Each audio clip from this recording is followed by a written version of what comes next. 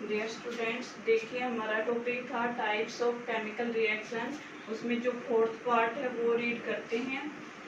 तो ये है फोर्थ पार्ट, उसका रिडक्शन रिएक्शन। तो रिडक्शन रिएक्शन क्या होती हैं? इनकी रिमूवल ऑफ ऑक्सीजन और addition of hydrogen, known as reduction reaction.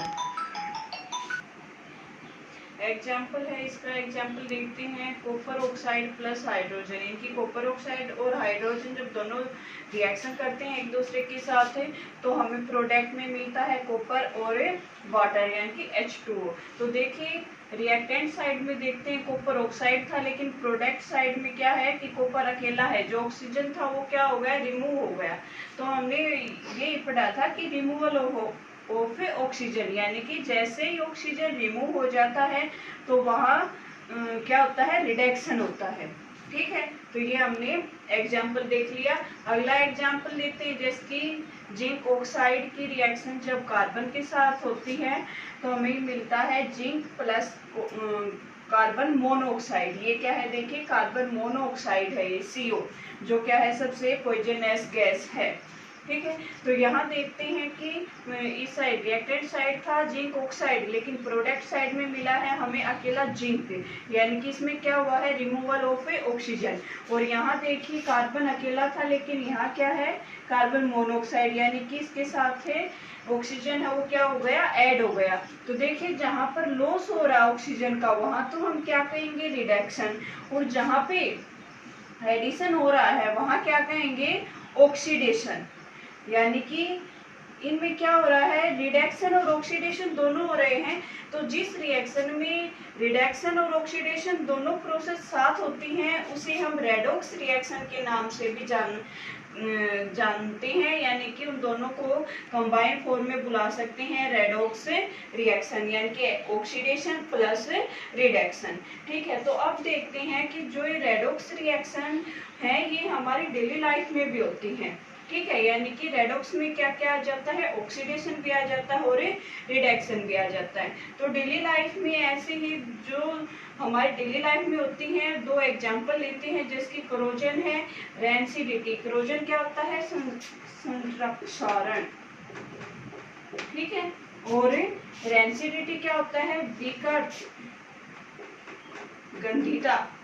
क्या होता है इनका हिंदी में मीनिंग, विकट, गंधिता, संरक्षण। देखिए अब क्रोजन को हम अच्छी तरह से समझेंगे कि क्रोजन है वो क्या होता है। सबसे पहले उसकी डेफिनेशन देखते हैं। तो ये है, when metal surface becomes weak by attack of atmosphere process by oxygen, moisture, acid and other gases. यानी कि जब कोई भी मेटल एटमॉस्फेयर के संपर्क में आने से क्या हो जाती है, कमजोर हो जाती है। क्यों? क्योंकि एटमॉस्फेयर में क्या है, बहुत सारे एसिड हैं, मॉइस्चर भी होती है और ऑक्सीजन गैस भी। ठीक है, हमें पता है कि जब ऑक्सीजन और मॉइस्चर दोनों मिलते हैं और मेटल के ऊपर अटैक करते हैं तो क्या बनता है, रस्ट बनता है। ठीक है, जो किस कलर का होता है, जैसे कि आयरन पे रस्ट लगता है वो होता है रेडिश कलर का।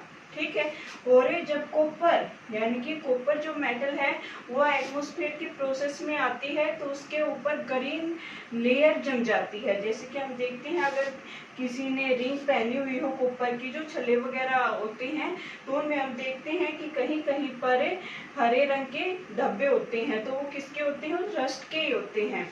और ऐसे यानी कि सिल्वर, Ag क्या है, सिल्वर का सिंबल है, यानी कि सिंबल की जो भी हम मेटल पहने हुए होते हैं, जिसकी पायल पहनते हैं पैरों में, तो वो क्या हो जाते हैं, कुछ दिनों के बाद कुछ ब्लैक कलर की दिखाई देनी शुरू हो जाती है। तो किसके कारण होता है, ये क्रोजन के कारण ही होता है। ठीक है, ये था क्रोजन। क्रोजन को रोका जा सकता है किसके द्वारा, ग्रीस के द्वारा, अलोइन के द्वारा। ठीक है, आगे है रेंसिडिटी कि रेंसिडिटी क्या होती है। तो देखिए, ऑयल और fat containing food articles when come in contact of atmosphere get oxidized. क्या होता है कि ऐसे फूड आर्टिकल्स जिनमें ऑयल या फिर फैट होती है, ठीक है, जब वो एटमोस्फेयर के कांटेक्ट में आते हैं तो वो क्या हो जाते हैं, ऑक्सीडाइज्ड हो जाते हैं। यानी कि एटमोस्फेयर में क्या है, ऑक्सीजन गैस है, ऑक्सीजन गैस के कांटेक्ट में आते ही वो ऑक्सीडाइज हो जाएंगे, जिनसे उनकी स्मेल और टेस्ट क्या हो जाता है, चेंज हो जाता है। जैसे कि फॉर एग्जांपल हम देखते हैं कि बच्चों के लिए जो कुरकुरे वगैरह लेके आते हैं, तो वो पैकेट जब तक बंद है तब तक तो वो ठीक रहती है, लेकिन जैसे उस पैकेट को हम खोलते हैं तो उसमें से जो गैस भरी हुई होती है वो निकलती है। तो क्या आपको पता है कि उसमें जो गैस होती है वो कौन सी होती है, वो होती है नाइट्रोजन गैस, ठीक है। और जैसे वो नाइट्रोजन गैस निकल जाती है तो 1-2 दिन के बाद वो क्या हो जाते हैं, थोड़े गीले गीले मालूम होते हैं हमें, यानी कि खराब हो जाते हैं, ठीक है। लेकिन जब तक वो नाइट्रोजन गैस भरी रहती है उस पैकेट के अंदर, वो उनको खराब नहीं होने देती। क्यों? क्योंकि वो नाइट्रोजन गैस क्या करती है कि उनके पास ऑक्सीजन गैस को नहीं जाने देती।